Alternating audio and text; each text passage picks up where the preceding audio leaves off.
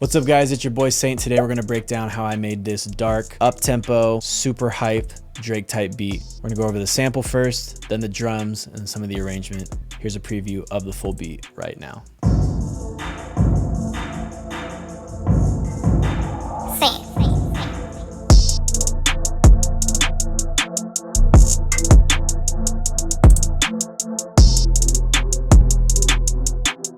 So I'm gonna break down this first synth that I started with from Analog Lab. The synth itself with the MIDI just sounds like this.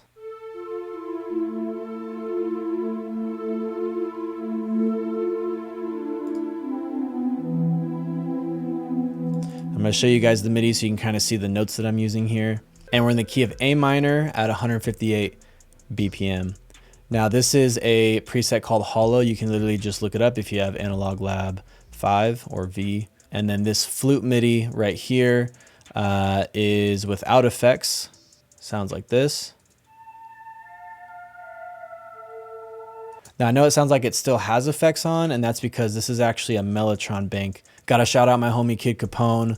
Like I talk about on the channel, we are frequent collaborators and we are actually working on a pack right now that'll be totally free.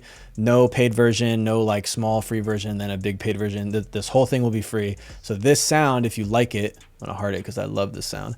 Strawberries and Cream sounds super, super fire. It's a Mellotron bank preset that we made by recording a one shot, importing it, adding effects in Mellotron, and then that's the quote unquote dry signal.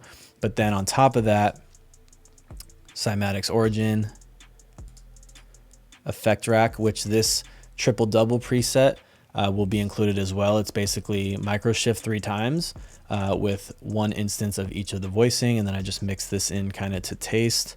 And then we have a channel EQ just to kind of take out some of the annoying frequencies. So here's the Strawberries and Cream flute with those effects.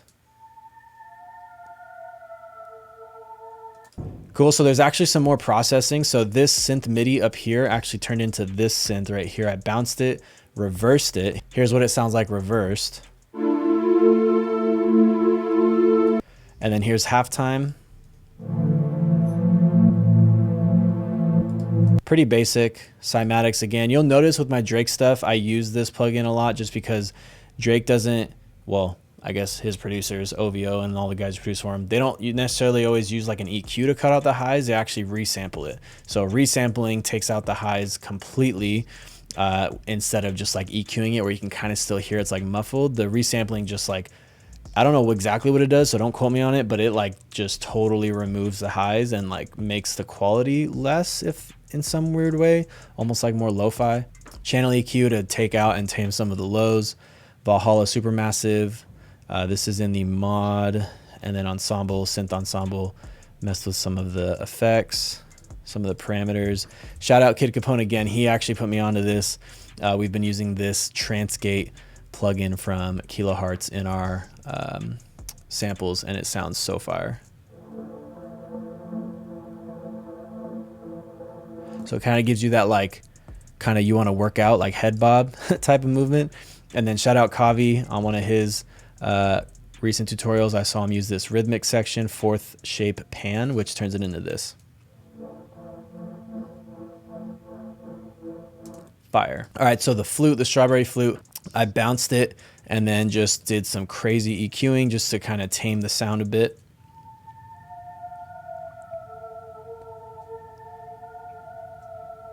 Cool, and then both of those together.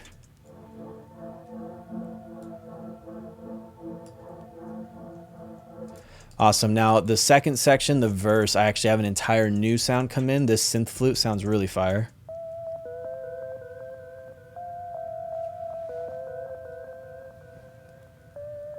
All right, and without the effects, it just sounds like this. It's from Analog Lab as well. As you can tell, Analog Lab is basically the new Omnisphere.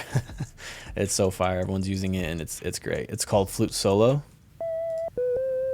So that's it by itself. Cymatics Origin, one of my favorite Waves plugins, SSL channel.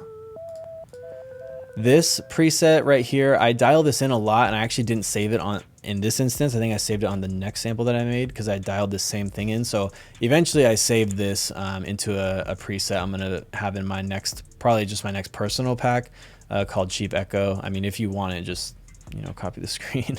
But yeah, this is super fire. I love the character it gives to the echo. Instead of being a really pristine echo, it sounds kind of lo-fi, and then took out some of the lows. And then as far as the sample goes, that's it. So that's everything. I arranged it a certain way, which I'll talk about when we talk about drums, but let's move on to the drums. So here's the kick pattern, really basic. If you want to see this a little clearer. Yeah, I mean, it's basically just this and then copy pasted.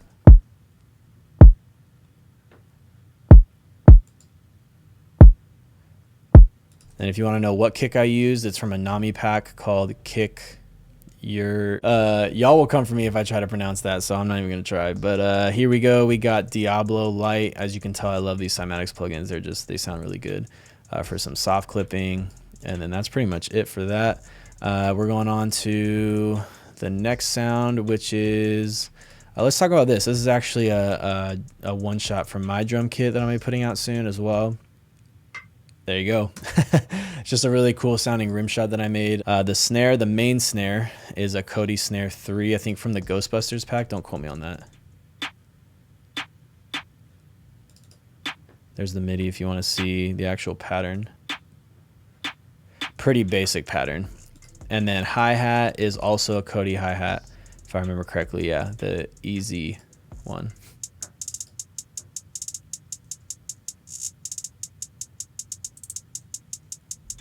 So something I like to do, I mean, most of this you could probably replicate just by listening. This is a little bit weird. This, I believe, was just a 30-second triplet or maybe 64. But the main thing is that you want the velocity to look like that. So it ramps up and then it comes back down like right away and then ramps up higher. And it gives you that like kind of, I mean, I don't know. It just sounds cool. But yeah, pretty basic stuff. I actually had a guy on TikTok comment because I posted one of these beats. I don't know if it was this exact one, but basically it was like simple beat, and I responded, sell the most because they do. From my experience, simple beats sell the absolute most. I've never sold a beat that's like super chaotic and all over the place. So I mean, hey, just a really simple open hi-hat here. So here it is, the drums without the 808, just the main drums right here.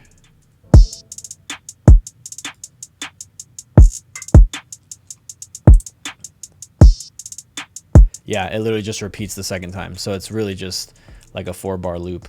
I think the 808 changes. So here, let's talk about the 808.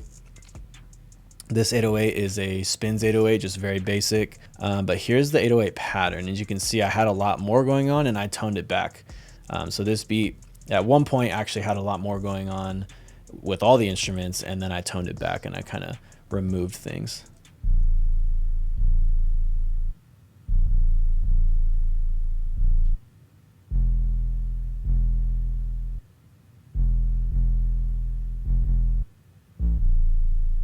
Cool. Something I recommend you guys trying out is actually on the ADSR, whatever like sampler engine you're running, whether it's Logic Sampler, Quick Sampler, Simpler in Ableton or whatever else, is mess with the release time and set it so that it cuts off like once the note's done.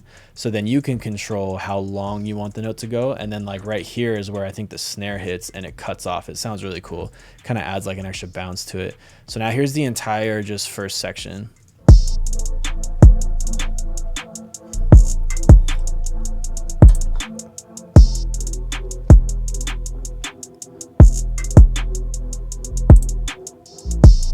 Awesome. And then as we go into this next section, it's kind of like the verse, I guess.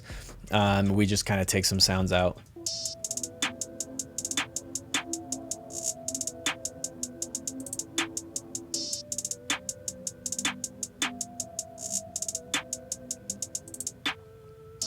Yeah, pretty simple. The only other difference with this beat, which I think is like a saucy little intro, shout out to Dior. He does this a lot. I love his type beat channel. He does all these types of hard Drake type beats. It sounds like this.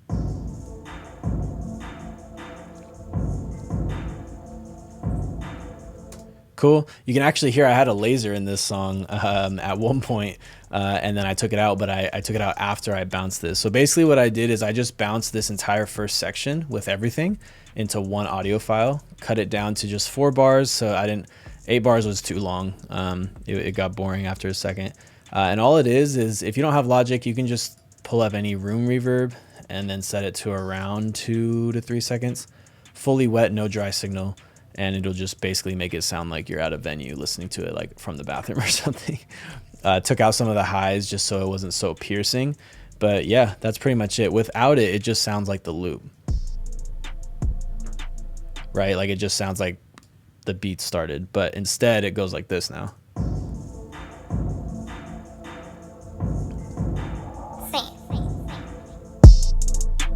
And then what's really cool is that like it goes from super washed out reverb to like instantly it's right in your face. It's super upfront, no reverb. You know, even the synths and stuff are turned down in the mix, ready for just a vocalist to hop on it. Now, as far as arrangement, I don't see a lot of people talk about arrangement often. So I'm just going to break it down with this yellow cursor that I have for the loop. So the first 4 bars of the entire beat is the intro, and then the second 4 bars is the first half of the essential main loop. So the main 8-bar loop. So this first half, like I said before, all the drums get copied over for the second half. The only difference between this and then this is that the 808 changes, as well as, you know, whatever's going on with the melody. So then this entire thing as like an 8-bar loop gets copied over just like for like. Then we go into the next 8-bar loop, and it's this first verse section. And something that I like to have as a rule for myself is having it slightly change every 8 bars at least, if not every 4 bars, so that it doesn't get too boring. And then from there, that's actually only half of the verse. So this is actually another 4 bars where it gets even more introduced. This one, I technically didn't follow the rule as far as introducing new sound, but I did include this kind of transition piece. So right here, where the hi-hat and the open hat cut out, it just lets you know, hey, something new's coming, which in this case is the hook again for both of those. This is kind of like a bridge section, so this is completely different.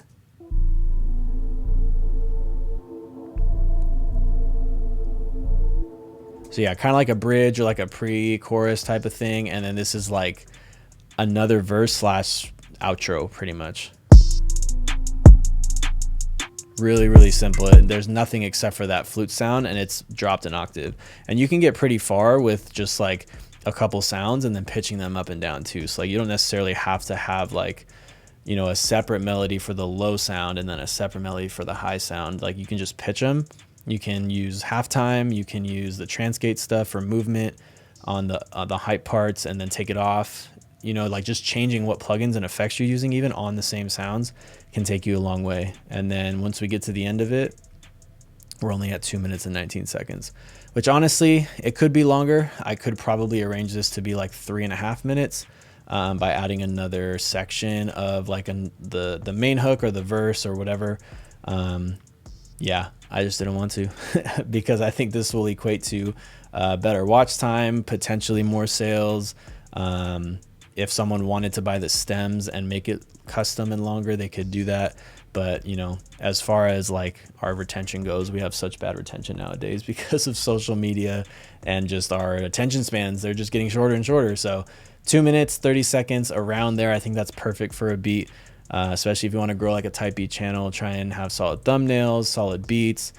Don't make them 5 minutes long, just enough for artists to flow on. Simple enough too, like don't overcomplicate it. But that's pretty much it. I'll play the whole thing for you guys right now on the outro. Just want to say thank you for stopping by the channel. Subscribe if you got anything from this. DM me on Instagram. I'll always answer your guys' questions as best as I can. Stay tuned for the free multi-kit, and then stay tuned for the drum kit, some sample packs I'm dropping soon. But pretty much it for today's video, you guys. God bless. Stay safe. See you in the next one.